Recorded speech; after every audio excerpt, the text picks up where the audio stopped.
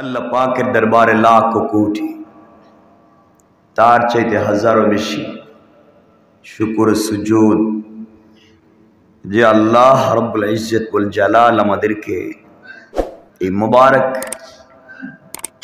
জুমার সালাতে মসজিদে আসবার তৌফিক দিয়েছেন। কত মানুষ এই পৃথিবীতে বেঁচে আছে, আমাদের আশেপাশে কত মানুষ বসে আছে, কাজে ব্যস্ত, মসজিদে আসতে পারতেছে না। আল্লাহ আমাদেরকে নিয়ে এসেছেন, অন্তরের সবটুকুন ভালোবাসা আবেগকে উজাড় করে শুকরগুজার হচ্ছি। সকলে এক বাক্যে আওয়াজ করে পড়ছি আলহামদুলিল্লাহ। কোরআনে কারীমের 29 নম্বর পারা 74 নম্বর সূরা আল মুদ্দাসসির, এখান থেকে আমরা যা রুকু নম্বর 2, আমরা এখান থেকে 40, 41, 42 এইভাবে কিছু আয়াত পড়েছি।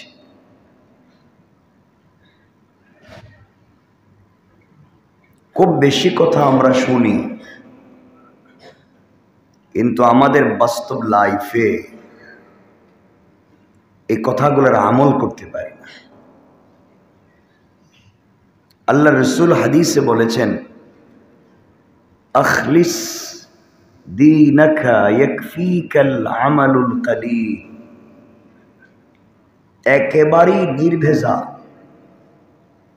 শিরিক মুক্ত ঈমান, আর আমলটা যদি হয় বিদআত মুক্ত, তাহলে একেবারেই অল্প আমল আমাদের জাহান্নাম থেকে মুক্তি দিয়ে জান্নাতে নেওয়ার জন্য যথেষ্ট। একেবারেই অল্প। আল্লাহর রাসূলের অনেক সাহাবী এমন ছিলেন, সকালে মুসলমান হয়েছেন, বিকালে মারা গেছেন, খুব আমল করার সুযোগ পাননি। এমন সাহাবী ছিলেন ঈমান কবুল করবার পরে কোন নামাজ পড়ার সুযোগ পাননি, মারা গিয়েছে। আল্লাহ বলছেন রাদিয়াল্লাহু তাআলা আনহু ওয়া রাদু আনহু, আল্লাহ বলছেন তিনিও তাদের উপরে সন্তুষ্ট, তারাও আল্লাহর উপরে সন্তুষ্ট। এই জন্যে আমাদের গত জুমার আলোচনা ছিল একটা নির্ভেজাল চরিত্র, উত্তম চরিত্রের মালিক যদি হতে পারি, আল্লাহর কাছে সব থেকে দামি হচ্ছে একটা মানবের চরিত্র। কি বলেন সবাই? চরিত্র। খুব মনোযোগ দিয়ে শুনবেন। আজ আমরা যেখান থেকে শুরু করেছি, আল্লাহ এখানে যে কথাগুলো বলেছেন, এটা আল্লাহ আরেকজনের কথাকে কোট করতেছেন, নকল করতেছেন। অর্থাৎ জান্নাতীরা জান্নাতে যাওয়ার পরে জাহান্নামীদেরকে লক্ষ্য করে বলবে, তারা বলতে থাকবে ফি জান্নাতিন ইয়াতাসাআলুন, জান্নাতের মধ্যে যারা আছে তারা জিজ্ঞাসা করবে জাহান্নামীদেরকে, ইয়াতাসাআলুনা আনিল মুজরিমিন,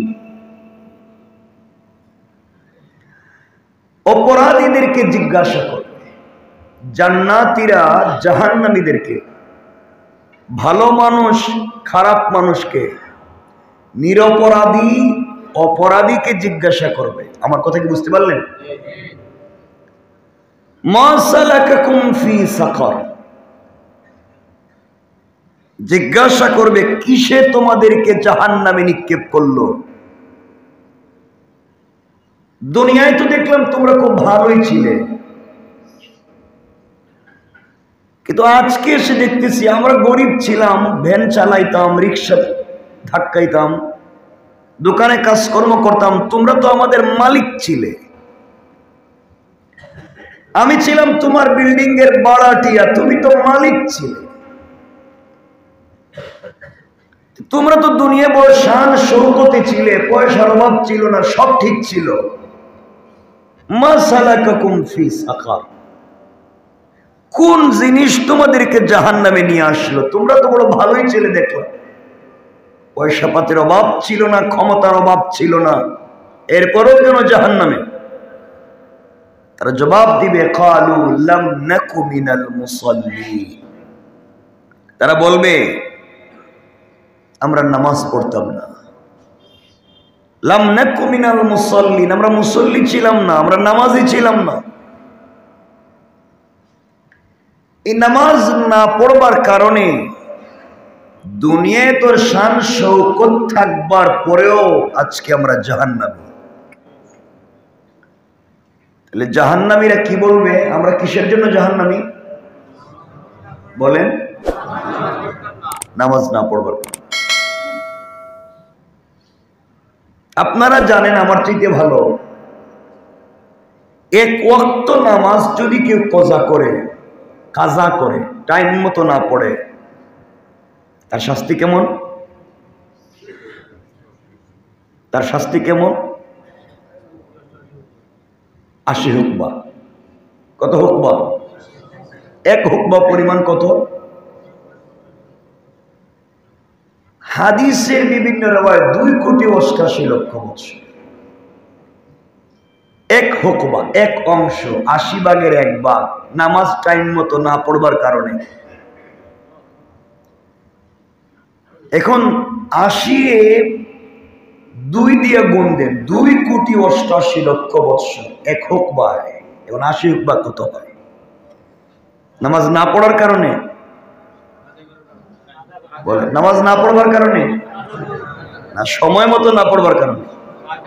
নামাজ পড়ছে কিন্তু সময় মতো, বলেন নামাজ পড়ছে সময় মতো।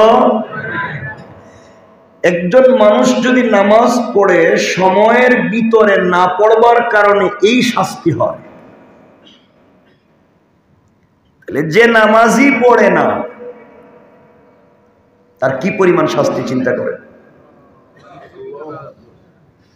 আপনারা কি আমার কথা বুঝতে পারতেছেন? আপনার দিলে কতটা লাগান না কেন? এই জন্য আপনি যাই করেন না কেন, আপনি যে অবস্থায় থাকেন না কেন, আপনাকে নামাজ পড়তে হবে। আল্লাহর রাসূল বলেছেন আস-সালাতু আলা ওয়াক্তিহা, নামাজ হবে সময় মতো। নামাজ কখন? সবাই বলেন না, সময় মতো, ওয়াক্ত মতো। আমার মতো না ওয়াক্ত মতো? আবার বলেন, আমার মতো না ওয়াক্ত মতো?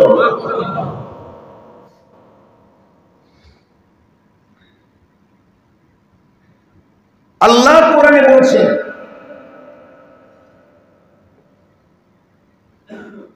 যখন জুমার সময় হয়ে যায়, জুমার সময়,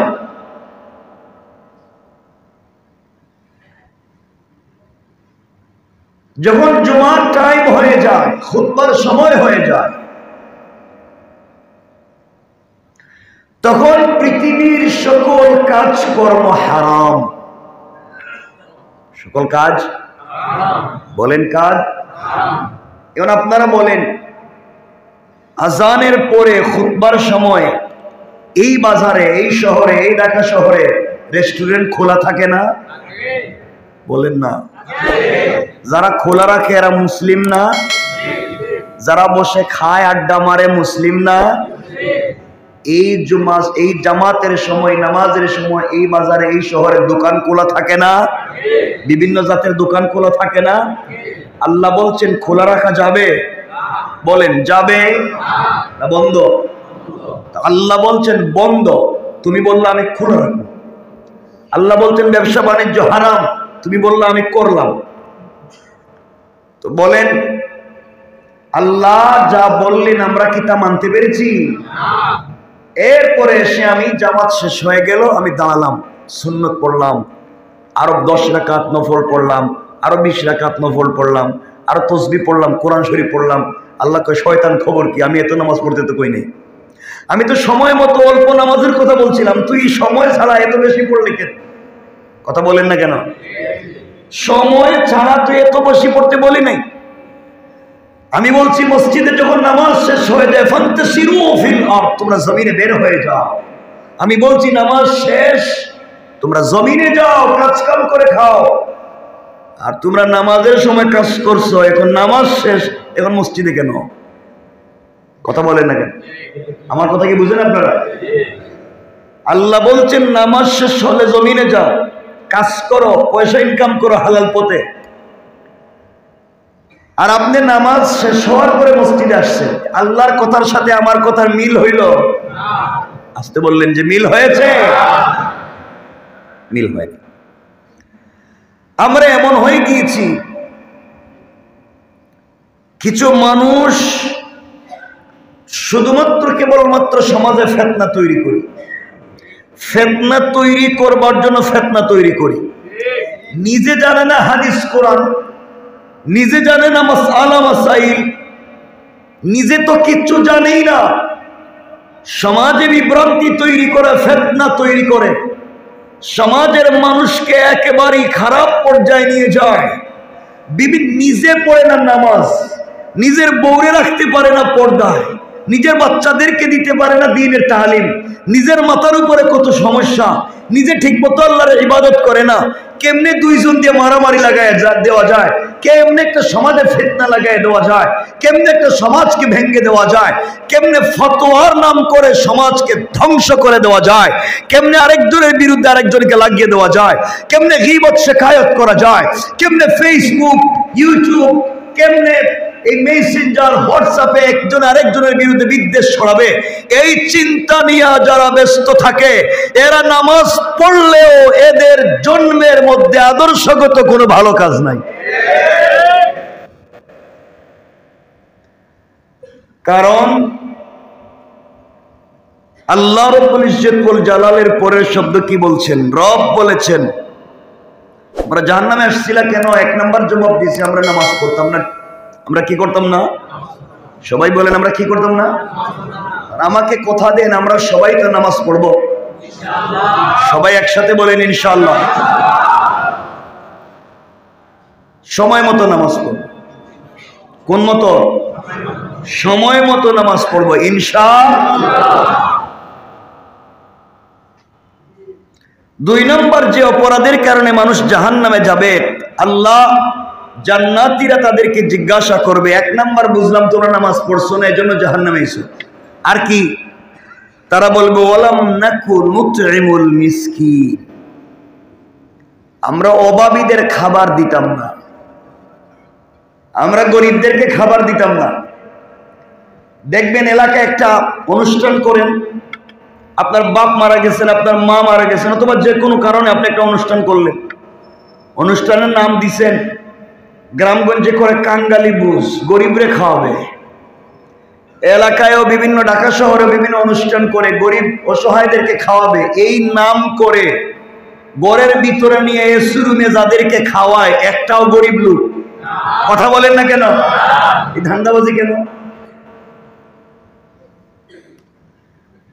আপনার নাম দিছেন গরিবরে খাওয়াইবেন, গরিবের নাম করে এতগুলো খাবার বানাইছেন, কিন্তু এসি রুমে নিয়ে ঘরের ভিতরে যাদেরকে লাইন ধরাইয়া বস স্যার বলে খাওয়াইলেন, একটাও কি গরিব মানুষ না ধনী মানুষ? কথা বলেন। তাহলে নাম দিছেন কি আর করলেন কি? এরপরেও দেখবেন গরিবরা যদি তখন খাইতে যায়, গ্রামগঞ্জে দেখবেন তাদেরকে বাড়ির সামনে উঠানে ভাঙ্গা প্লেটে দিয়ে দেখো এখানে বল। কথা বলেন না কেন? এই শহরের গরিব মানুষজন খাইতে যায়, কয় তোদেরকে কইছে কেটা, দেখোস না বস আসছে, ভিতরে মানুষ বসা, বাইরে থাক, দাঁড়ায় থাক। কথা বলেন না কেন? কোরবানির সময় বসের বাসায় গরুর রান পাঠাইয়া দেয়, মায়ের বাসায়, বোনের বাসায়, বাবার বাসায়, তার মেয়ের বাসায়, মেয়ে কুরবানি দিছে 2টা, তার বাড়িতে রান পাঠায়। আর যাদের জন্য কুরবানি করলো, কয় না এবার কুরবানি করছি গরিবরে দেওয়ার জন্য, কিন্তু গেট লাগাইয়া রাখে, গরিবরের দোতলা তাকে 1 পিস 2 পিস করে কুরবানির গোশত দেয়। তাহলে এগুলা দেওয়া না শয়তানি করা? এই সমস্ত শয়তানি নাফরমানি বদমাইশি করেও কিছু লোক আল্লাহর ঘরে সে ভাব ধরে বসে থাকে, আমি সব জানি।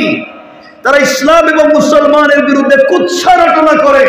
রব বলেছেন তারা যতই ভাব ধরুক না কেন, এরা হচ্ছে এই জামানার সব থেকে বড় টাটকা নির্ভেজাল মুনাফিক। ঠিক না? তুমি কার নাম করে বানাও আর কারে খাওয়াও? তুমি নাম দিছো একটা, করছো আরেকটা। আল্লাহর কাছে তারা ওই দিন জবাব দিছে, আমরা জাহান্নামে আসছি, ওয়ালাম নাকু নুতঈমুল মিসকিন, আমরা অভাবীদেরকে খাবার দেই না, অভাবীদেরকে খাবার দেই না। এই জন্য আল্লাহ আমাদেরকে অভাবীদেরকে খাবার দেওয়ার তৌফিক দান করুন। সবাই তো আমরা বলি ভালো মানুষ, আল্লাহর রাসূল নিজে পেটে পাথর বেঁধে আরেকজনকে খাওয়াইছেন।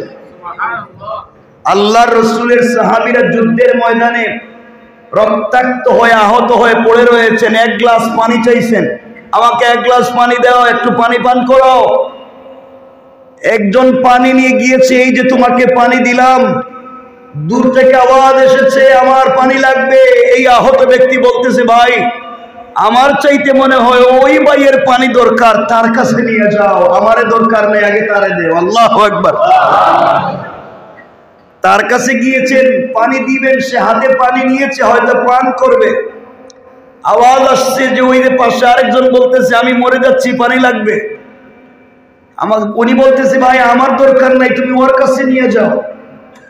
এইভাবে ঘুরতে ঘুরতে ঘুরতে ঘুরতে ওই বেচারা যখন প্রথম জনের কাছে আবার আসছে, এসে দেখে উনি শহীদ হয়েছেন, দ্বিতীয় জন শহীদ হয়েছেন। মৃত্যু পথ যাত্রী হয়েও আরেকজনকে সহযোগিতা করার চেষ্টা করেছেন। আর আমরা আজকালকে যা পাই, আমারে দেও, আমারে দেও, আমারে দেও, পাবলিক থেকে নিয়ে আপনাদের রাস্তায় বসে যায় বিক্রি করার জন্য। কথা বলেন না কেন? সব জায়গায় তো সমস্যা। যার একমাত্র কারণ আমাদের ভিতরে আল্লাহর ভয় নাই, কিয়ামতের দিন জবাব দিতে হবে কোনো চিন্তা নাই। আচ্ছা, দুইটা পাইলাম। এক নাম্বার কি? আমার সাথে কথা বলেন। এক নাম্বার, নামাজ পড়তাম না। দুই নাম্বার, গরিব অসহায়দের খাবার। অথচ আল্লাহ রাসূল বলছেন, ও আতঈমুত তুআম, যার ঘরে খাবার নাই তারে খাবার দাও। তিন নাম্বার কি? এই বিষয়টারে আল্লাহ লম্বা করছেন আয়াতে, এবং এই বিষয়ের সাথে আরেকটা আয়াত নিয়ে আসছে, মানে কতটা দরকারি। এরপরে আয়াতে তাদেরকে জিজ্ঞেস করছে, আর কি অপরাধ করছো? দুইটা পাইলাম, নামাজ পড়ছো না আর গরিবরে দিছো না, তাই জাহান্নামে স্থায়ী। আশাদ্দু ওয়া আবকা, তাদের শাস্তি কঠিন এবং চিরস্থায়ী। কোন কারণে? এক, নামাজ না পড়বার কারণে। দুই, গরিবরে। আপনারা আমার কথাটা কেমনে নেন আমি জানি না। আপনারা গরিবরে দেওয়া বলতে মনে করছেন মনে শুধু গরিবরে দেওয়া। দেখেন তো, আপনার 50 লাখ টাকা দামের এসি গাড়িতে আপনি বসে আছেন, গাড়ি জেমে পড়ে গিয়েছে, ধুলাই খালে, মতিঝিলে, শাপলা চত্বরে বা যে কোনো জায়গায়, পল্টনে, আমাদের আশেপাশে কোথাও গাড়ি জেমে পড়ে আটকা পড়ে গিয়েছে। আপনি গাড়িতে বসা, 50 লাখ টাকা দামের গাড়ি, আপনার গাড়ির গ্লাসের সামনে একজন বিকলাঙ্গ প্রতিবন্ধী এসে বলছে 2টা টাকা দেও। তোমার 50 লাখ টাকা দামের গাড়ির গ্লাস খুলতে পারলা না 2 টাকা দিতে, তুমি 2 টাকা দেওয়ার জন্য গাড়ির গ্লাস খুলতে পারলা না, তুমি কেমনে পাবলিকের হক আদায় করবা? আল্লাহর রাসূলের কাছে কেউ চাইলে নিজের কাছে না থাকলে সাহাবীদের কাছ থেকে ঋণ করে এনে দিতেন, যদি আমি কিছু দিতে পারি। কারণ আপনি মনে করতেছেন মনে হয় আপনি পয়সাওয়ালা, এজন্য এটা মনে করবেন না। আমার কথাটাকে বুঝবেন আল্লাহর ওয়াস্তে।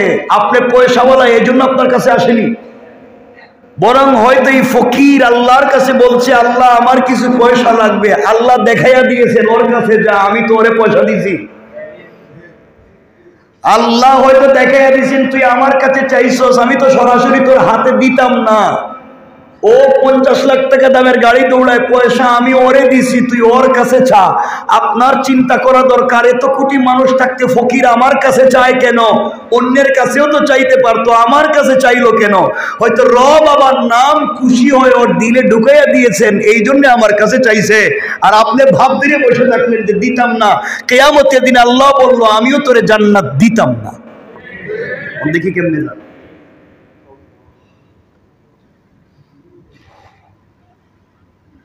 আমাদের কাছে কেউ চাইলে আমরা মনে করি মনে হয় চাইতেছে, আসলে হয়তো আল্লাহর কাছে বলছে, আল্লাহ ওরে আমার কাছে পাঠাইছে, আমি বুঝতেছি না। আমার কথা কি বুঝলেন? 3 নম্বরে তারা বলছে ওয়াকুন্না নাখুদু মাআল খায়িদিন ওয়াকুন্না নুকাজ্জিবু বিয়াউমিদ্দিন। এরপরে তাদেরকে জিজ্ঞাসা করা হলো তোমরা আর কোন অপরাধ করছো? তারা বলছে ওয়াকুন্না নাখুদু মাআল খায়িদিন, আমরা তো সত্যের বিরুদ্ধে, ভালো জিনিসের বিরুদ্ধে, সত্যের বিরুদ্ধে, ভালো মানুষের বিরুদ্ধে অপবাদ রটনা করতাম, আর অপবাদ যারা দিত তাদের সাথে মিলে আমরাও হাততালি দিতাম। আমার কথা বুঝলেন? ওরা বলছে ওয়াকুন্না নাখুদু মাআল খায়িদিন, যারা অপবাদ দিত, যারা সমালোচনা করত, আমরা তাদের সঙ্গে তাল মিলাইয়া আমরাও সমালোচনা করতাম। যারা মিথ্যা অপবাদ দিত আমরাও তাল মিলাইয়া মিথ্যা অপবাদ দিতাম। যারা গীবত শিকায়ত করত আমরাও তাদের সঙ্গে তাল মিলাইতাম। এই অপরাধে আজকে আমরা জাহান্নামী। তাইলে বোঝা গেল আল্লাহ বলছেন ওয়াকুন্না নাখুদু মাআল খায়িদিন, সমালোচনা করা এটা শুধুমাত্র আপনার আমার মুখ দিয়ে হচ্ছে তা নয়। ফেসবুকে একজন আরেকজনের সমালোচনা করছে, আপনি এখানে লাইক দিলেন, আপনি সমর্থন করলেন, আপনি শেয়ার করলেন, আপনি সমর্থন করলেন। একজনের সমালোচনা ফেসবুক হোয়াটসঅ্যাপে একজন থেকে আরেকজনকে দিলেন, আপনি শেয়ার করলেন, আপনি সমালোচনার সহযোগী হলেন। আল্লাহ বলছেন এই কথাই, যারা অপবাদ দিল আমরা তাদের সাথে তাল মিলাইলাম। আমি তো ফেসবুকে লিখিনি, আমি তো সমালোচনা করিনি। আল্লাহ বলছেন আমিও তো বলিনি, আমি বলছি তুমি তার সাথে তাল মিলাইছ। সুতরাং যারা শয়তানি করে, সুতরাং যারা নাফরমানি করে, সুতরাং যারা অন্যায় করে, আমরা তো অন্যায় করব না, অন্যায়কে প্রশ্রয় আশ্রয় দিব না, অন্যায়ের সাথে তাল মিলাবো। বলেন ইনশাআল্লাহ। আরো জোরে বলেন ইনশাআল্লাহ। গরম লাগে?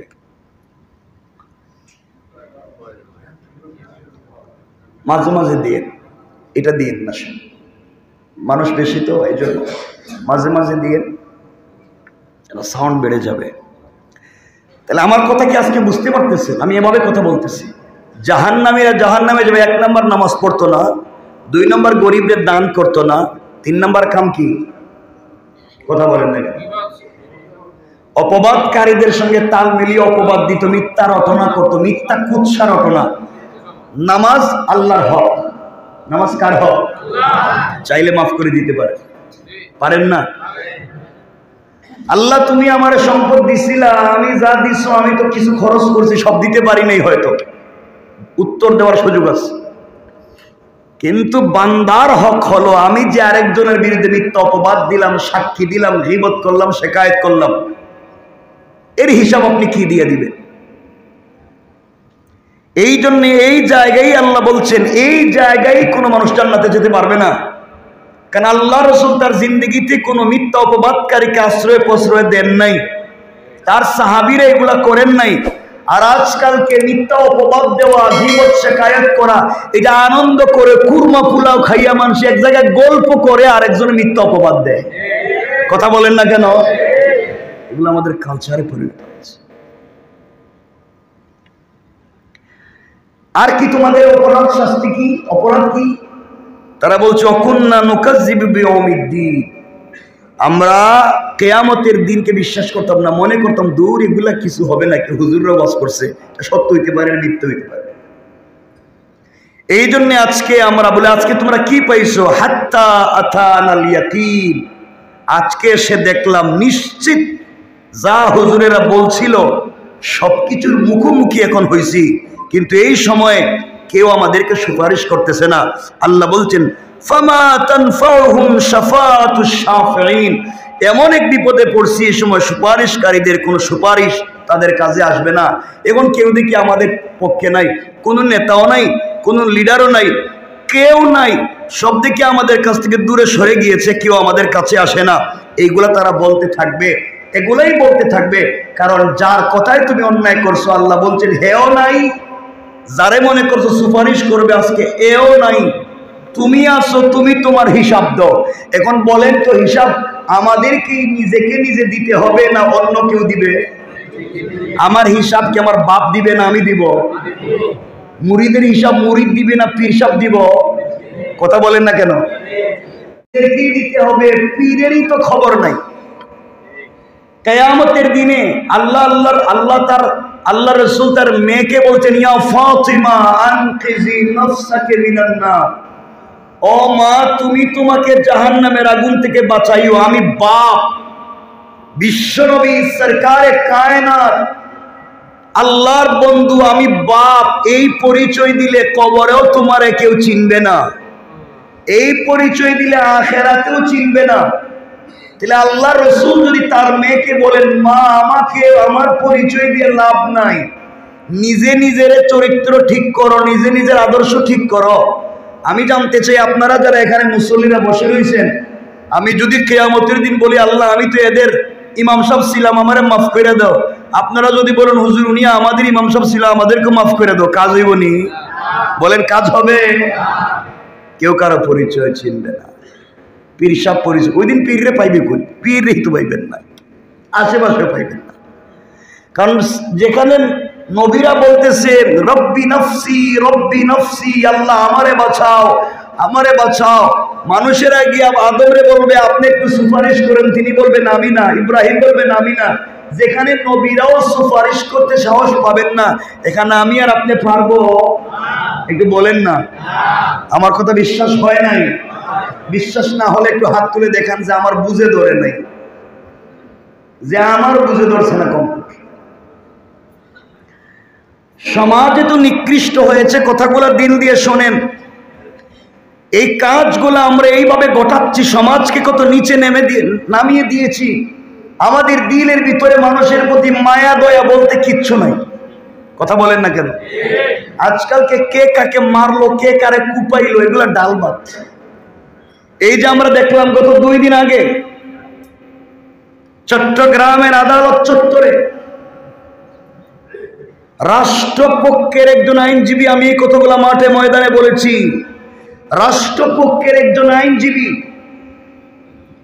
যার নাম সাইফুল ইসলাম আলিফ, তাকে পরিকল্পিতভাবে হত্যা করা হলো, পুরা বডি কুপিয়ে কুপিয়ে তাকে মেরে ফেলা হলো। এই বাংলাদেশে বড় বড় জিএমবির নেতাদের ফাঁসি দেওয়া হয়েছে, কিন্তু রাষ্ট্রপক্ষের আইনজীবীকে কেউ আঘাত করেনি। এই দেশে বহুত বড় বড় রাজনৈতিক ব্যক্তিদেরকে ফাঁসি দেওয়া হয়েছে, রাষ্ট্রপক্ষের আইনজীবীকে কেউ হত্যা করবার সুযোগ পায়নি। এই দেশে এরশাদ শিকদারের মতো মানুষকেও হত্যা করা হয়েছে, কিন্তু রাষ্ট্রপক্ষের আইনজীবীকে হত্যা করবার কেউ সুযোগ পায়নি। কিন্তু এই দেশের এই ফেসিবাদী সংগঠন, এই সন্ত্রাসী জঙ্গি সংগঠন যেইভাবে পরিকল্পিতভাবে একজন দিনদার মুসলিম সরকার পক্ষের আইনজীবীকে কুপিয়ে কুপিয়ে হত্যা করেছে, এটা যদি চলতেই থাকে এই মুসলমানের দেশে আমরা শান্তিতে থাকতে পারবো না। আমরা পরিষ্কার করে বলে দিই, যারা এই সমস্ত কাজ করেছে, যারা এগুলারে প্ররোচনা দিয়েছে, যারা এদেরকে সাপোর্ট আর সহযোগিতা করেছে, সবগুলারে আইনের আওতায় এনে ফাঁসির ব্যবস্থা করা দরকার। দেশটাকে যার যেভাবে মন চায় সেইভাবে চালিয়ে দেশটাকে ধ্বংসের দ্বার প্রান্তে নিয়ে যেতে চাচ্ছে। আফসোস হয়, এটা কল্পনা করা যায় না। রাষ্ট্রপক্ষের আইনজীবীকে হত্যা করে ফেলবে। আজকে তাকে হত্যা করেছে, কালকে আমাকে করতে পারে, পরশুদিন আপনাকে করতে পারে। কারণ কি? আমি এগুলা দেখেন রাজনৈতিক কথা নয়, শুধু শুনবেন আপনারা কি বলি শেষ পর্যন্ত। এই যে এই অ্যাডভোকেট মারা যাওয়ার পরে তার জানাজায় লাখ লাখ মানুষ হলো, বলেন তো এই মারা যাওয়ার আগে এই লোকটাকে কেউ চিনতো? অপরিচিত, অপ্রসিদ্ধ। এই ছেলেটা আলেম ছিল, বলেন বড় কোনো আলেম ছিল? বাংলাদেশের প্রসিদ্ধ কোনো ব্যক্তি ছিল? কিচ্ছু না। সে কি পলিটিক্সের কোনো নেতা ছিল? নন পলিটিক্যাল পারসন, নন আলিম, অপ্রসিদ্ধ একটা যুবক, কিন্তু অন্যায়ভাবে জুলমের শিকার হয়ে শহীদ হয়ে যাওয়ার কারণে শুধু বাংলাদেশ নয়, সারা পৃথিবীর মানুষ তাকে চিনছে। সুতরাং যারা জালেমের পক্ষ নিয়েছে, যারা জালেমদের পক্ষ নিয়েছে, এইভাবে মানুষকে হত্যা করে, কালকে আপনার ছেলেকে, পরশুদিন আমাকে এইভাবে কুপিয়ে হত্যা করতে পারে। এই জন্য এই দেশে আমরা আইন শৃঙ্খলা বাহিনীকে পরিষ্কার করতে চাই। এই দেশের ল যারা দেখেন, আমরা তাদেরকেও ভালো করে বলতেছি, আমরা কিচ্ছু চাই না, আমরা এই দেশে শান্তিতে বসবাস করতে চাই। আমরা স্বাধীন দেশে একটু শান্তিতে থাকতে চাই। আমরা ডাল ভাত খাই থাকতে রাজি। আমরা 5 ওয়াক্ত নামাজ পড়তে চাই। আমরা শান্তিতে থাকতে চাই। আমরা মারামারি, ফিতনা, ফাসাদ পছন্দ করি না। এগুলো আমরা চাই না। কিন্তু আমি যে কথা নিয়ে আসবার জন্য কথা নিয়ে আসলাম, এই জানাজায় যারা গেল, এই বিপ্লবী নেতারা, সার্জিস গেল, হাসনাত গেল, আসার সময় চুনতিতে তাদের গাড়ি অ্যাক্সিডেন্ট হলো। হয়তো পরিকল্পিত হত্যা হইতে পারে, তবে অ্যাক্সিডেন্ট হইতে পারে। আমি যেটা বলতে চাই, মনে রাখবেন, পরিকল্পিত হইতে পারে, এমনিও হইতে পারে, ঢাকায়ও তাদেরকে এমন হইল। আমি যেটা বোঝাতে চাই, প্রত্যেকটা বৎসর ওয়াজের ময়দানে রাত্রবেলা উলামায়ে কেরাম যখন ওয়াজ শেষ করে আসেন, ডক্টর আব্দুল্লাহ জাহাঙ্গীর স্যার গাড়ি রোড অ্যাক্সিডেন্ট করে শহীদ হয়েছেন। আজও কেন শহীদ হয়েছেন এর কোনো কারণ কেউ বের করতে পারে নাই। সবাই বলতেছে পরিকল্পিত। আইনুদ্দিন আল মারহুম, আইনুদ্দিন আল আজাদ, সে হত্যা হয়ে গেল এইভাবে গাড়ি অ্যাক্সিডেন্ট করে। 2500-এর ইমদাদুল হক 2500 বাংলাদেশের বরেণ্য একজন মুফাসসির ছিলেন, গাড়ি অ্যাক্সিডেন্ট করে শহীদ হয়ে গেল। প্রত্যেকটা বছর এইভাবে অনেক উলামায়ে কেরাম গাড়ি অ্যাক্সিডেন্ট করে শহীদ হয়ে যান। কেউ দেখা যায় ডাকাতির কবলে পড়ে শহীদ হয়ে যান। এই যেগুলা চলতেছে, পরিকল্পিত হোক আর অ্যাক্সিডেন্ট হোক, আমরা স্বাধীন দেশে বসবাস করি, আমরা এগুলা থেকে মুক্তি চাই। যারা এগুলা করে, এগুলার সাথে জড়িত, তাদেরকে আইনের আওতায় এনে স্বাধীনভাবে আমাদেরকে বসবাস করার সুযোগ দেওয়া হোক। সকলে বলেন, আমরা এই কথা আওয়াজ তুলতে পারবো তো ইনশাআল্লাহ? আল্লাহ আমাদেরকে হেফাজত করুক, বলেন আমিন। কারণ এই যে এতগুলা কথা বললাম, এতগুলা কথার পিছনে একটা সূত্র হলো, যেই বেচারা নামাজ পড়ে না, আল্লাহকে ভয় করে না, রসুলকে ভালোবাসে না। যেই বেচারা এতিমকে দেয় না, সে আল্লাহকে ভালোবাসে না, রসুলকে মহব্বত করে না। যেই বেচারা গীবত শিকায়ত করে, সে আল্লাহকে ভালোবাসে না, রসুলকে মহব্বত করে না।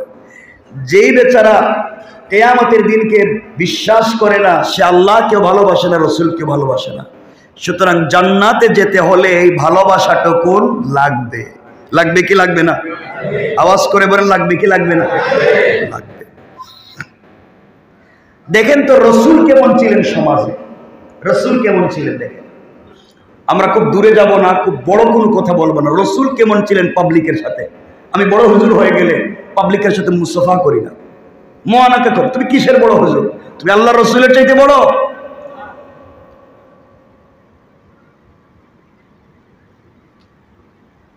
দেখেন তো আল্লাহ রসুল কেমন ছিল। রসুল পাক সাল্লাল্লাহু আলাইহি ওয়াসাল্লাম, বুঝবেন, রসুল মদিনার মসজিদের খতিব, মদিনার মসজিদের ইমাম, মদিনার রাষ্ট্রের প্রধান, যুদ্ধের সেনাপতি, এত বড় একজন দায়িত্বশীল বের হয়েছেন মদিনার বাজারে। আল্লাহ হাদিসের কথা, রসুল বের হয়েছেন কোথায়? মদিনার বাজারে। দেখেন তো কি করেন তিনি পাবলিকের সাথে। আমার মুসলমান বন্ধুগণ, গভীর মনোযোগ। আল্লাহ রাসূল সাল্লাল্লাহু আলাইহি ওয়াসাল্লাম ঘর থেকে বের হলেন, মদিনার বাজারের দিকে ছুটলেন, বাজারে পৌঁছে গেলেন। বাজারে গিয়ে দেখেন, বাজারে যাওয়ার পরে দেখেন একজন কালো সাহাবী গোলাম, একজন কালো সাহাবী গোলাম গ্রাম থেকে এসেছে কিছু সবজি নিয়ে, ক্ষেতের কিছু সবজি নিয়ে বাজারে এসেছে। কলা পাতার মধ্যে বা এমন কোন জিনিসের মধ্যে তাজা তাজা সবজিগুলা রেখে বিক্রি করতে চায়, কিন্তু কালো মানুষ হওয়ার কারণে কুচকুচে কালো, কেউ তার কাছে হয়তো আসে না, সবজিগুলাও নিয়ে যায় না, এভাবেই চিল্লাচ্ছে 1 টাকা অথবা 2 টাকা, 1 দিরহাম 2 দিরহাম, 1 দিনার 2 দিনার করে চিল্লাচ্ছে, কেউ নিতে আসে না। আমি শুধুমাত্র বুঝাচ্ছি আমাদের আদর্শটা কেমন হওয়া চাই। আল্লাহর রাসূল কত বড় লিডার। আল্লাহর রাসূল সাল্লাল্লাহু আলাইহি ওয়াসাল্লাম দেখলেন এই কালো সাহাবীর কাছে কেউ যায় না, কেউ তার কাছ থেকে নেয় না।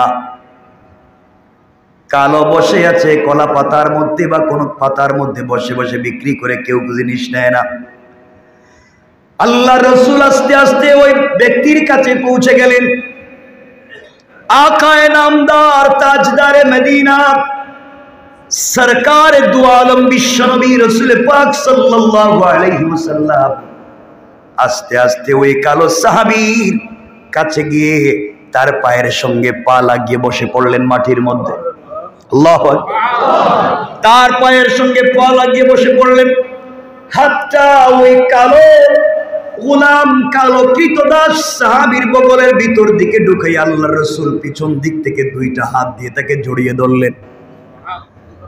জড়িয়ে ধরে বলছেন, ও মদিনার বাজারের মানুষেরা শোনো, আমার এক বন্ধু গ্রাম থেকে এসেছে, আমি শহরের বন্ধু, আমার গ্রামের বন্ধু। আল্লাহু আকবার বলেন।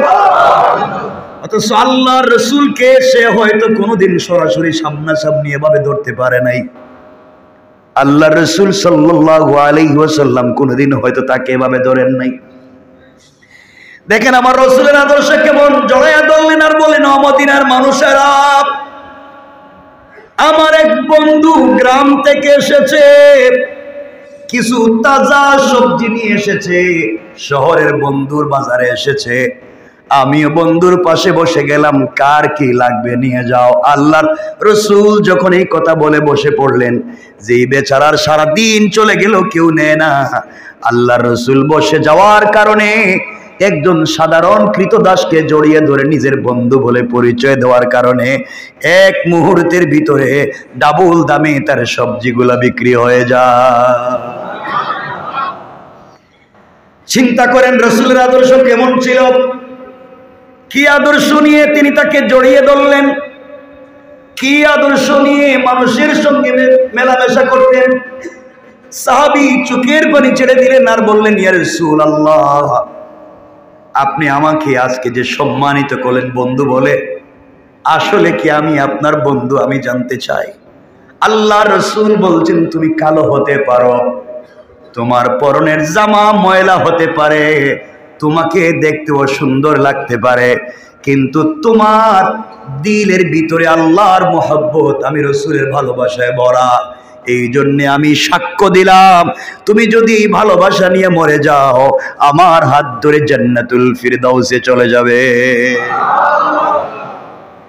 সাহাবী ডাক দিয়া বলছেন, ইয়া রাসূলুল্লাহ, আপনি আমাকে আরেকটু জড়াইয়া ধরেন, যতদিন বেঁচে থাকবো আপনার এই জড়িয়ে দেওয়ার মহব্বত আর ভালোবাসা দিলে থাকবে। ইয়া রাসূলুল্লাহ, আজ আপনি আমাকে যত সম্মানিত করলেন, আল্লাহ তাআলা আপনাকে আসমান জমিনে দুনিয়া আখিরাতে সম্মানিত করুন। আল্লাহর রাসূল সাল্লাল্লাহু আলাইহি ওয়াসাল্লাম বললেন, আমি যে তোমাকে আগে চিনতে পারলাম না, আগে পরিচয় দিতে পারলাম না, বাজারে যদি আগে এসে দেখতাম তোমার কষ্ট কম হইতো। এই জন্য কিয়ামতের দিন আল্লাহর আদালতে আমার বিরুদ্ধে তুমি কোনো নালিশ করবে না। আল্লাহু আকবার। চিন্তা করেন তোমার আমার রাসূলের চরিত্রটা কেমন ছিল, আমি এতটুকুনি বুঝাইতে চাই। কতটুকুন মনে রাখবেন আল্লাহর রাসূল কেমন ছিলেন, আমি আরো সামনে দিয়ে কথা বলে নিয়ে আসতেছি। এই জন্য আমার মুসলমান বন্ধুগণ, যে কথা বলতে চাই, আল্লাহর রাসূল সাল্লাল্লাহু আলাইহি ওয়াসাল্লাম কই সাহাবী বলছেন, ইয়া রাসূলুল্লাহ, শুধুমাত্র আমার সবজি বিক্রি হওয়ার জন্য হয়তো আপনি পলিসি করে আমার সবজিগুলা বিক্রি করাইয়া দিলেন গরিব মনে করে। সত্যি যদি আমার বন্ধু, আপনি যদি আমার বন্ধু হন, আমি যদি আপনার বন্ধু হই, তাহলে আমার হাতটা ধরেন তো। আপনার বড় বড় সাহাবী আবু বকর, ওমর, উসমান, আলী আছে, এদের সামনে আমাকে নিয়ে বলেন তো, এই যে আমার বন্ধু। আল্লাহু আকবার। এদের সামনে কি বলবেন কেন আপনার বন্ধু তো আবু বকর, আপনার বন্ধু আমার, এদের সামনে কি আমাকে বন্ধু বলবেন? আল্লাহর রাসূল সাল্লাল্লাহু আলাইহি ওয়াসাল্লাম কথাটা শুনলেন, তার কপালে চুম্বন করলেন, জড়িয়ে ধরলেন, হাত বগল তলায় নিয়া আমরা যেভাবে বন্ধুর হাত এদিকে ধরে ধরে এভাবে হাঁটি হেঁটে হেঁটে যাই, আল্লাহর রাসূল এই কালো কুচকুচে এই গোলাম কৃতদাসের হাতটা বগল তলায় ধরলেন, আর বাজারের এই মাথা থেকে এই মাথা পর্যন্ত যেতে লাগলেন, আর বললেন, শোনো মদিনার মানুষেরা, তোমরা দেখে যাও, আমার গ্রাম থেকে আমার বন্ধু এসেছে। এই যে আমার বন্ধু মদিনার বাজারে সবজি বিক্রি করতে আসে, আগামীতেও যদি আসে বন্ধুর চেহারা দেখে রাখো। আমার বন্ধু মনে করে তোমরা তার কাছ থেকে সবজি কিনে নিবা। আল্লাহ রাসূল কথাগুলো বলে চলে গেলেন। পুরা বাজারের মানুষ এই কুচকুচে কালো কৃতদাসকে জড়িয়ে ধরছে, তার কপালে চুম্বন করে তাকে বুকের সঙ্গে জড়ায়। ও তো আশ্চর্য হয়ে গেছে, ব্যাপার কি, আমি যে গোলাম, আমার কোনো সম্মান নাই, তোমরা আমাকে জড়িয়ে ধরো কেন, আমাকে এত ভালোবাসো কেন? মানুষেরা ডাক দিয়ে বলতে লাগলেন, বড় বড় সাহাবীরা বলতে লাগলেন, ভাইরে আমরা রাসূলের সঙ্গে থাকি, রাসূল এইভাবে কোনোদিন ডাইকা ডাইকা পাবলিক রে বলে নাই যে আমার বন্ধু। আল্লাহর রাসূল তোমাকে এত বড় পরিচয় দুনিয়ায় দিয়েছে, বন্ধু বলে পরিচয় দিয়েছে, কিয়ামতের দিনে তুমিও আমাদের কাউকে ভুলে যাইও না। আল্লাহু আকবার। তুমি আল্লাহর রাসূলের বন্ধু, এটা স্বীকৃত, আল্লাহর রাসূল নিজে ঘোষণা করছেন। এর চাইতে বড় বরকত হতে পারে না। তুমি আমাদের জন্য দোয়া করো। যুবকটা সিজদায় পড়ে গেল, চোখের পানি ছেড়ে বলছে, আল্লাহ এমন একজনকে আখিরি জামানার পয়গম্বর বানাইছো, এমন একজন আজ আমাকে বন্ধু বলে পরিচয় দিয়েছেন। আল্লাহ আমার জীবনে আর কিছু চাই না, তোমার কাছে খেয়ে না খেয়ে জীবন কাটাইয়া দিতে পারি, কিন্তু আল্লাহর রাসূল যেই মহব্বতের কথা বললেন, ওই মহব্বত নিয়ে যেন আমি কবরে যেতে পারি। কোন সুবহানাল্লাহ। আমি শুধু এই কথাটাই বুঝাতে চাই, আল্লাহর রাসূল কেমন ছিল আমাকে বলেন তো। রাসূল যদি সাধারণ মানুষকে বন্ধু বলে পরিচয় দিয়ে বুকে জড়িয়ে ধরতে পারেন, কি ঘামের দুর্গন্ধ, গ্রাম থেকে এসেছে, ময়লা ভরা, রাস্তায় মাটিতে বসে কলা পাতায় সবজি বিক্রি করে, এর মধ্যে কালো গোলাম তো কৃতদাস, তাকে বন্ধু বলে পরিচয় দিচ্ছেন। আর আজকে এই সোসাইটি, এই ঢাকা সোসাইটি, অনেক সন্তানেরা পড়ালেখা করে এসপিডিসি হয়, শিক্ষিত হয়, কিন্তু বড় চেয়ারে বসার পরে তার কৃষক বাবাকে পরিচয় দিতে চায় না। ঠিক কিনা বলেন? আফসোস এই জায়গায়, তার নিজের বাবাকে পরিচয় দিতে চায় না, গরিব মাকে পরিচয় দিতে চায় না। বাবা গ্রাম থেকে কষ্ট করে সন্তানের অফিসের সামনে রাত দিন দাঁড়িয়ে সন্তান দেখতেছে সিসিটিভিতে তার বাপ, কিন্তু পরিচয় দিতে চায় না, কারণ বাপ লুঙ্গি পরে আসছে, আমার চেয়ারে কেমনে বসবে? তুমি গোলাম, বাপ বাপই হয়। আল্লাহর পরে এই পৃথিবীতে যার মর্যাদা সে মার বাপ। আল্লাহর পরে যদি কাউকে ইহসান করতে হয় মার বাপ, আল্লাহর পরে যদি কারো শুকরিয়া আদায় করতে হয় মার বাপ। আমি বলছি, কোরআনে আল্লাহ বলছেন, ওয়াবিল ওয়ালিদাইনি ইহসানা, আমাকে রব মানলে ইহসান করতে হবে মা বাপের। আমার যদি শুকরিয়া আদায় করো, শুকরিয়া আদায় করতে হবে মা বাপের। আমি শুকুরলি ওয়ালি ওয়ালিদাইয়া, আমার শুকরিয়া আদায় করলে করো মা বাপের। কিন্তু আফসোস হয় এই সোসাইটির অনেক সন্তানেরা তাদের শ্বশুরকে, তাদের শাশুড়িকে যে সম্মান করে, যে গিফট দেয়, তার 100 বার 1 ভাগ নিজের মা বাপকে সম্মান করে না। কত নিচে নেমে গেছি আমরা। কিসের তোমার সালাত, কিসের তোমার জান্নাত, কি হয়ে গেলাম আমরা? অনেক সন্তানেরা আছে, আপনি খবর না, আপনাদের মসজিদের ইমাম আছেন, খাদেম আছেন, মুয়াজ্জিন আছেন, উলামায়ে কেরাম আছেন। আপনারা পুরো বাংলাদেশে একটা সার্ভে করেন, একটা মসজিদের ইমাম, মুয়াজ্জিন, খাদেম, মাদ্রাসার শিক্ষক, রিকশাওয়ালা, তার মা বাপকে আপনারা বৃদ্ধাশ্রমে পাবেন না। কথা বলেন, পাবেন? বৃদ্ধাশ্রমে গিয়া পাবেন পয়সাওয়ালার মা, সারা জীবন সার্ভিস দিয়েছে, টাকাওয়ালার বাপ সব সন্তানকে দিয়েছে, আজকে বৃদ্ধাশ্রমে দুকে দুকে মরে। এর অর্থ হলে সন্তানকে দুনিয়ার শিক্ষা শিক্ষিত করেছেন, আল্লাহর পরিচয় দেওয়াইতে পারেন নাই, রাসূলের মহব্বত দিলে ঢুকাতে পারেন নাই। এই জন্য শয়তান পয়সাওয়ালা হয়েছে, আদৌ সে মানুষ হয়ে উঠতে পারে নাই।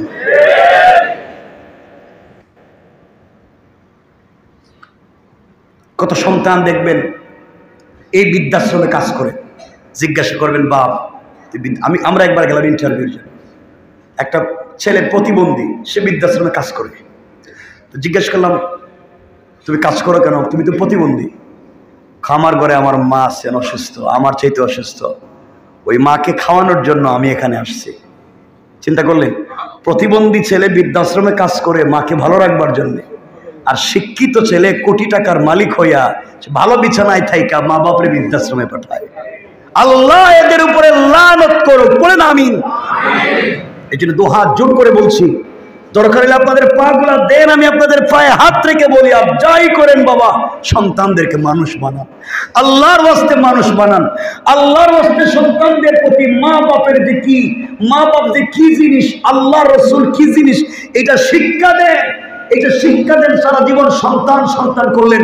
কত মা বাপ আছেন আজকে কষ্ট পাচ্ছেন শুধু ঘরের ভিতরে সন্তানদের কারণে ঠিক মতো ঔষধ আইনা দেন।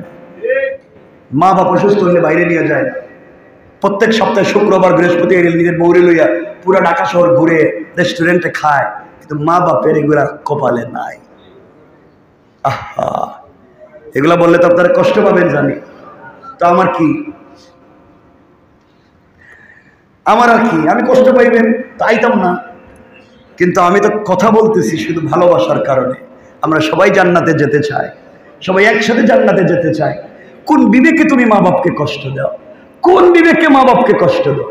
এই বাপ, আমরা হাদিস এই দেখে নি, কথা আরেকদিকে চলে গেলে আমার মূল আলোচনা চলবে না। এই বাপ, আমরা বলি কোরআনে হাদিসে রাসূল বলছেন মায়ের অধিকার কয়টা? কয়টা? কিন্তু বাপের অধিকার বলছেন একটা। আরে তুমি তো হাদিসের অর্থই বুঝো নাই, হাদিসের অর্থ বুঝো নাই। আল্লাহ বাপের কি অধিকার দিবেন? মা পেটে রাখছেন সন্তানকে 10 মাস 10 দিন, আর এই সন্তানকে পুরা মৃত্যু পর্যন্ত বাপ পিঠে রেখে রেখে বড় করেছে। বাপ সারাদিন গাধার মতো কাজ করে নিজে না খেয়ে সন্তানরে খাওয়ায়। পুরা পরিবার, একজন পুরুষ মানুষ সারাদিন গাধার মতো কাজ করে, পকেটে পয়সা, নিজে খায় না, কারণ তার এক চোখে কেরিয়ার, আরেক চোখে পরিবার, 3 নম্বর কোনো চোখ নাই যে নিজের দিকে তাকায় দেখবে যে আমি ঠিক আছে কিনা। সে নিজের দিকে তাকায় না, আমার ঘরে না আমার সন্তান আছে, আমার মা বাপ আছে, এই করতে করতে পরিবার পরিবার পরিবার পরিবার পুরা জিন্দগি শেষ করে দিল, নিজের দিকে তাকাবার সময় পাই না। কেমনে তুমি সেই মা বাপকে কষ্ট দাও? আমার তো বুঝে ধরে। যুবকেরা, তোদেরকে বলছি আমার মতো হতভাগা হয় না। আল্লাহ আমার একটু দুনিয়ায় ডাল ভাত খাওয়ার ব্যবস্থা দিছে, আফসোস আমি এই সময় আমার বাপকে পাই নাই। আমি পারলাম না সে বাপকে এই সময় পাইতে। 2012 সালের 10 ফেব্রুয়ারি শুক্রবার বাবা ইন্তেকাল করলেন। এই যে কষ্ট জমাট হয়ে গেল, কসম আল্লাহ পাকের, আল্লাহর ঘর মসজিদে বলছি, আজও আমি সেই কষ্ট ভুলতে পারলাম না। আমি স্বাভাবিক আজও জিন্দেগিতে স্বাভাবিক হতে পারলাম না, কিছুই যেন আমাকে আর কাজ করে না।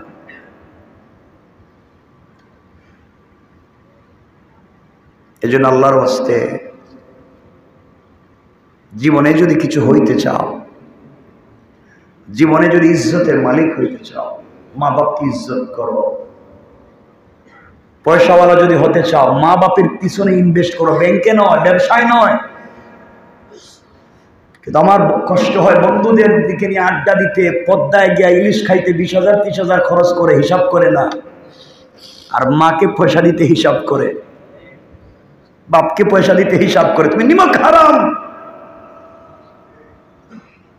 মা বাপকে পয়সা দিতে কিসের হিসাব? তুমি রাখতেছো মনে করে ইনভেস্ট করছো আখিরাতে, আল্লাহ তোমাকে 100 ডাবল করে ফিরাইয়া দিবে। আল্লাহু আকবার বলে।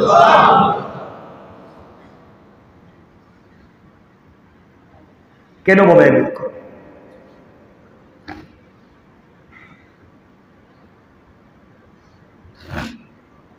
গত বৎসর আমার এখানে নাই, আমার আশরাফ ভাই ছিলেন, এখানে আসেন নাই হয়তো আজকে। গত বৎসর এই দুলেখাল, ওই যে এখন যে ময়লা যেখানে দেয় ফেলে, এই যে আপনাদের এখানে আসার এই যে ময়লা যেখানে, এই কর্নারে ফজরের নামাজ পড়ে আমরা বাইরে একটা ব্যাগ, একটা বস্তা নড়ে নড়ে ফজর করে, হয়তো অনেকেই সাক্ষী হয়েছেন, দেখেছেন, হয়তো অনেকেই দেখেছো না তোমরা। আমরা ব্যাগ খুলে দেখি একজন মহিলা জীবিত, ব্যাগের ভিতরে কথা বলতে পারতেছেন না, কাঁপতেছেন, ভালো দেখতেও সুন্দর কাপড়, মুরব্বী বৃদ্ধা। আমরা জানতে চাইলাম আপনি এখানে কেমনে? উনি বলতে চায় না, উনি শুধু বলতে চায় যে কোনো ঔষধ আছে কি আমাকে খাওয়াইয়া তোমরা মাইরে ফেলাও। খুব স্বাভাবিক কথা বলতেছে। উনি বললেন, লম্বা কথা, উনি বললেন আমার ছেলে, আমার মেয়ে, আমার ছেলে তার শ্বশুর বাড়িতে নিয়ে যাওয়ার কথা বলে দামি গাড়িতে উঠাইয়া ঢাকা শহর ঘুরাইয়া এক বোতল পানি হাতে ধরাইয়া দেয়া মাওয়ার দিকে নিয়ে গিয়ে আমার ব্যাগে বস্তার ভিতরে ঢুকাইয়া কোথায় ফেলে গেছে আমি আর জানি না। আমার অপরাধ ছিল, আমি শুধু বলছিলাম বাবা তোমরা আমার বৃদ্ধাশ্রমে দিও না, আমি তোরে পেটে রাখছি, আমি তোর সাথে থাকতে চাই। আমার অপরাধ ছিল, আমি সন্তানের সাথে থাকতে চাই, এই কথা বল। আমি তার কাছে কিছু চাই নাই, খাবার চাই নাই, আমি বলছি আমি তোর মা, আমি তোর সাথে থাকতে চাই, আমি তোরে পেটে রাখছি। এই অপরাধে আমাকে ফেলে দিয়ে গিয়েছে, আমাকে তোমরা মেরে ফেলো, আমার সন্তান আজ আমাকে চিনল না, এই পৃথিবী আমি বেঁচে থেকে লাভ কি? কেমন জানি আজকে আমরা হয়ে গিয়েছি। এই জন্য আল্লাহর হস্তে মা বাপকে কষ্ট দিও না। আমার জীবনে জানা কত ঘটনা আছে, এগুলো বললে তো আপনারাও কষ্ট পাবেন। এই ঢাকা শহরে মা বাপের সঙ্গে কত খারাপ আছে। এমনও সন্তান আছে এই ঢাকা শহরে মাকে দুতলা থেকে লাত্তি দিয়ে নিস্তারে ফেলায় দিচ্ছে। ডাক্তারের কাছে নিয়ে গিয়ে বলছে ডাক্তার যত পয়সা লাগে আমি দিব, ইঞ্জেকশন দিয়ে বাপকে মাইরা ফেলাও, আর ভাল লাগে না। অত সন্তান পড়ালেখা করলো কেমনে, বড় হইলো কেমনে? সবই তো মায়ের কারণে, সবই তো বাপের কারণে। এই জন্য আল্লাহর ওয়াস্তে মা বাপকে কষ্ট দিও না। দুনিয়ায় যদি কুচি পেতে চাও মা বাপকে কষ্ট দিও না। এমন সন্তান আছে তার স্ত্রীর কথা শুনে মাকে রাত্রবেলা, বাপকে রাত্রবেলা বালিশ চাপা দিয়ে হত্যা করে, মা মারা গিয়েছে, কেউ মেরে ফেলতে ডাকাতি হয়েছে এগুলা বলে চালিয়ে দেয়। ঠিক কিনা বলেন? কেমন জানি হয়। আল্লাহ আমাদের সবাইকে হেফাজত করুক, বলেন আমিন। আমার কথা কি শুনতে পাচ্ছেন আপনারা? জোরে বলেন আমিন, আরো জোরে বলেন আমিন। অথচ আপনারা ভালো করেই জানেন, কথাটা আপনাদের জানা কথা, 1 মিনিটে বলে দিই। আপনি যত বড় বুজুর্গ হন না কেন, আপনি যা কিছু হন না কেন, মা বাপ যদি আপনার জন্য দোয়া করে দেয়, মা বাপ যদি আপনাকে বদদোয়া করে দেয়, আপনি জাহান্নামে যাবেন, দুনিয়ায় বেইজ্জত হবেন। আপনি যদি ইন্তেকালের আগে দুনিয়ায় কোনোদিন বেইজ্জত হন, শুধু পিছনে খুঁজবেন কোন দিন মা বাপের সঙ্গে খারাপ আচরণ করছেন। আমি আপনাদেরকে সূত্র বলে দিলাম গণিতের মতো, যদি দুনিয়ায় চলার পথে আপনি বেইজ্জত হন, পিছনে খুঁজবেন কোন দিন মা বাপের সঙ্গে অন্যায় আচরণ করছেন। আমি 1 মিনিট করে আপনাদেরকে 2টা ঘটনার দিকে নিয়ে সংক্ষেপ করতে চাই। কথা যেহেতু মনে হয়ে গেল, বনি ইসরায়েলের একজন বুজুর্গ যার নাম ছিল জুরাইজ, 24 বুজুর্গ মুস্তাজাবুদ দাওয়া, হাত উঠালে যার দোয়া কবুল হয়ে যায়। তিনি হাত উঠে দোয়া করেছেন, হাত উঠালে আল্লাহ তার দোয়াকে কবুল করে। এত বড় মুস্তাজাবুদ দাওয়া আল্লাহর ওলি। এই মুস্তাজাবুদ দাওয়া আল্লাহর ওলি একদিন, কথাগুলো সংক্ষেপ করে বলবার জন্য বলতেছি, একদিন নামাজে দাঁড়িয়েছেন রাত্রবেলা, নফল নামাজ। কি নামাজ? কথা বলেন, কি নামাজ?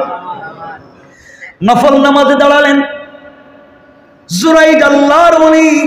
রাত হয়ে গেলে নামাজে দাঁড়িয়ে যায়। তার কলিজার টুকরা মা এসে ডাক দিয়া বলছেন জুরাইজ। জুরাইজ তখন নামাজে দাঁড়িয়ে আছে, কানে আওয়াজ এসেছে, মা ডাকতেছেন, আমি কি করব?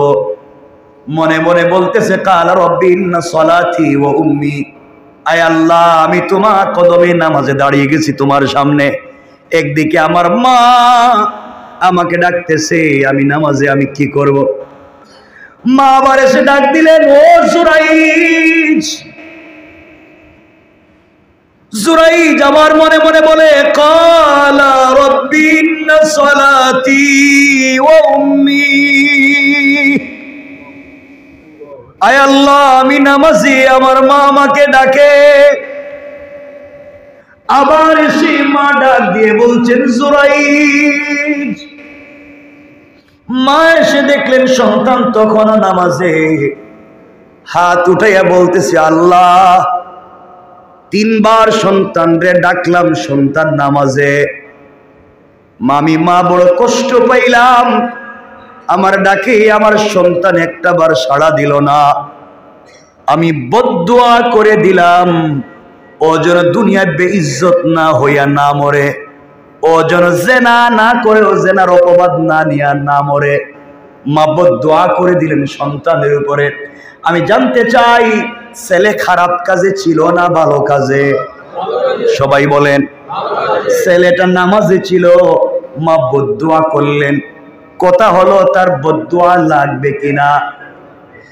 হাদিস হলো, মাসআলা হলো, ফতোয়া হলো, আপনি যদি ফরজ নামাজে না হইয়া নফল নামাজে হন, মা বাপের কেউ যদি আপনাকে ডাক দেয়, নফল নামাজ ভেঙ্গে দিয়ে মা বাপের ডাকে সাড়া দেওয়া আপনার উপরে ওয়াজিব। আল্লাহু আকবার।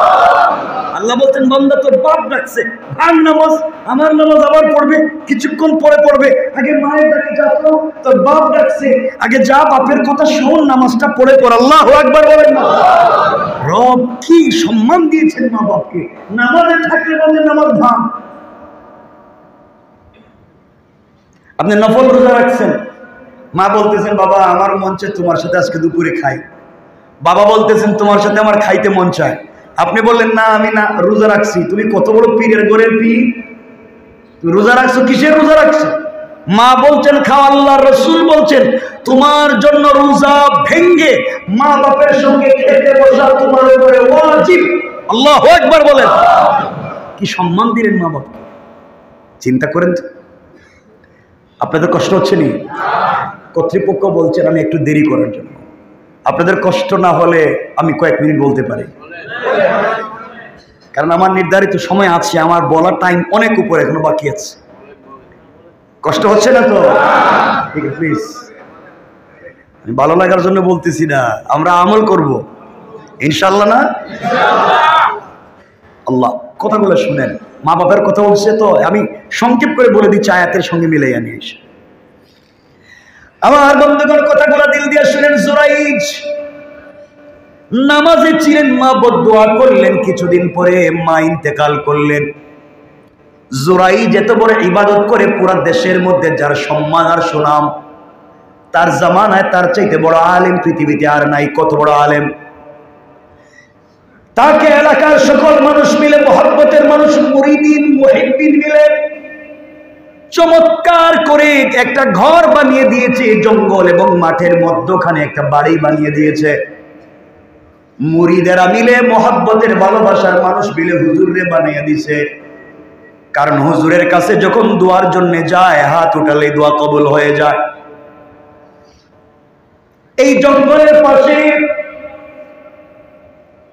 একটা মেয়ে মানুষ, এই জঙ্গলের পাশে একটা রাখাল ছেলে বকরি চড়াতো, উট চড়াতো, গরু ছাগল চড়াতো, পশু পাখি পালতো।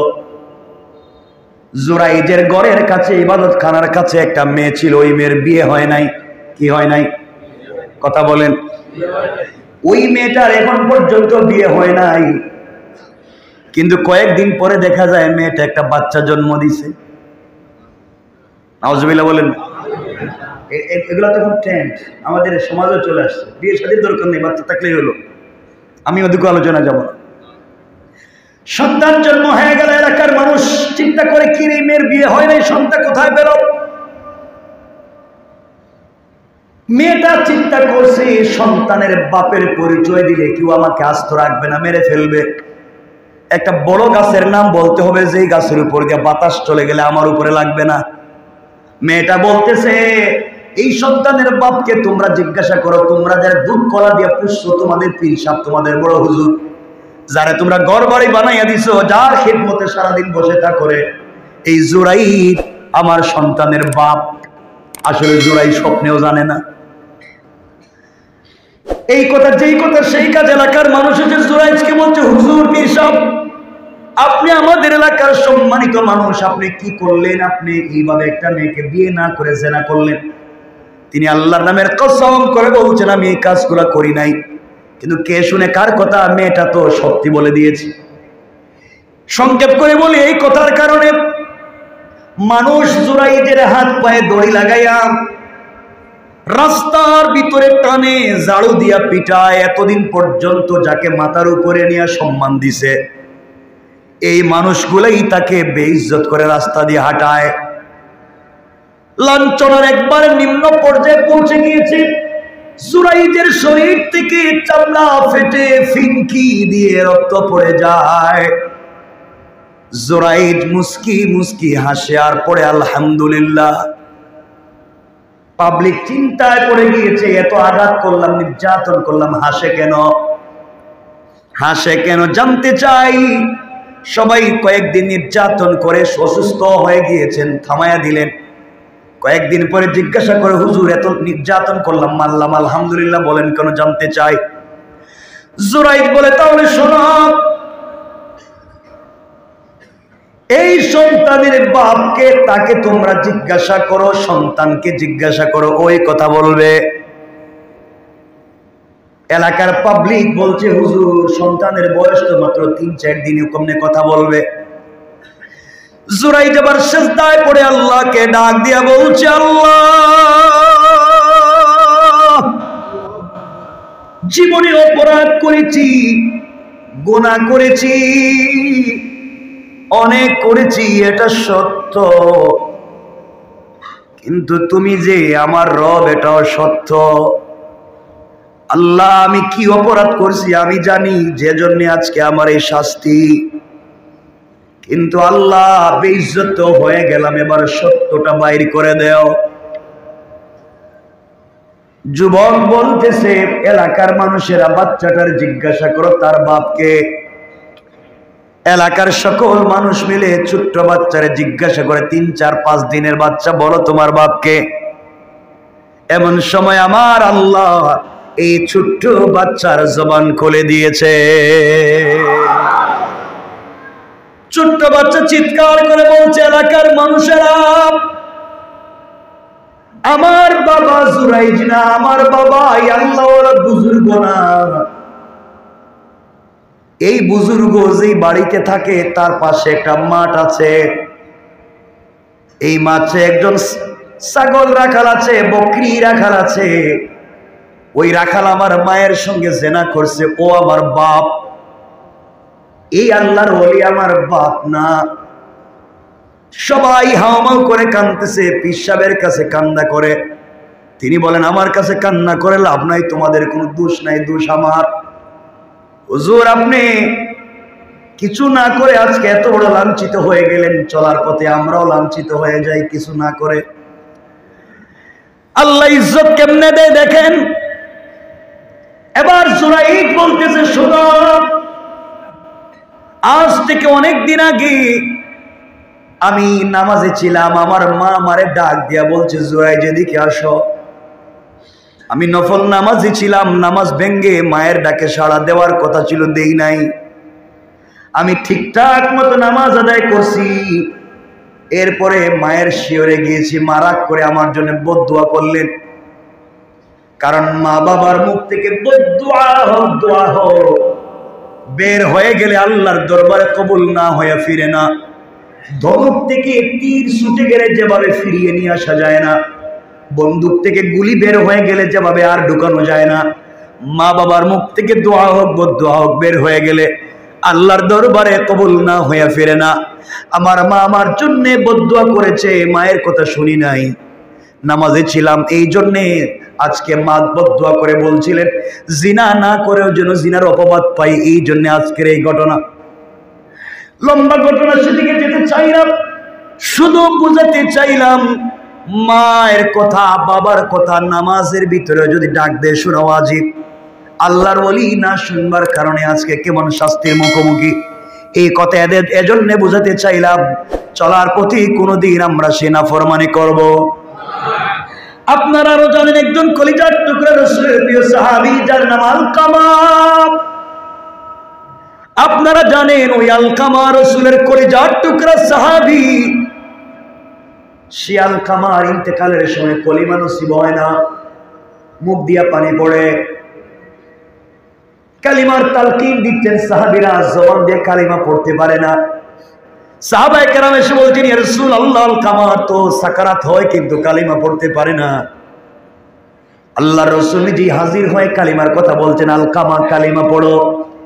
আল্লাহর রাসূল নিজে হাজির হলেন, কিন্তু আলকামার জবান দিয়ে কালিমা আসে না। আল্লাহর নবী বুঝতে পারলেন আলকামার কোন জায়গায় গলত আছে, ভুল আছে। আলকামা আমার সাহাবী বড় কোনো ভুল করতে পারে না, কি হলো? মাকে ডাক দিয়া বলছেন, মা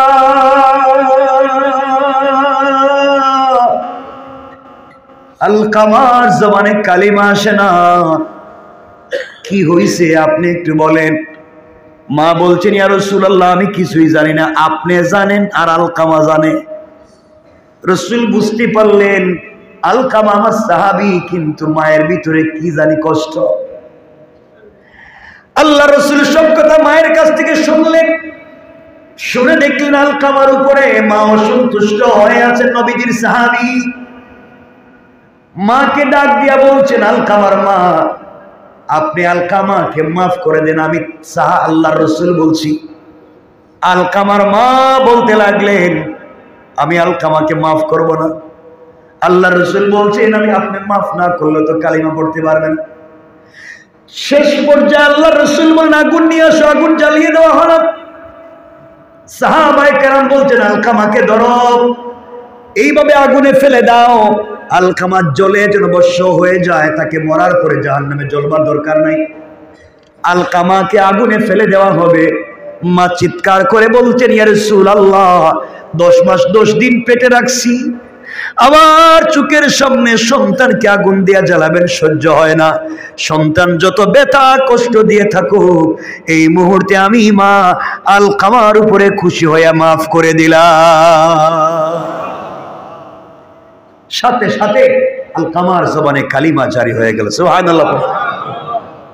কি বুঝাতে চাইলাম? আল্লাহর ওয়াস্তে এই মা বাপের সঙ্গে খারাপ আচরণ করব? জোরে বলেন, করব?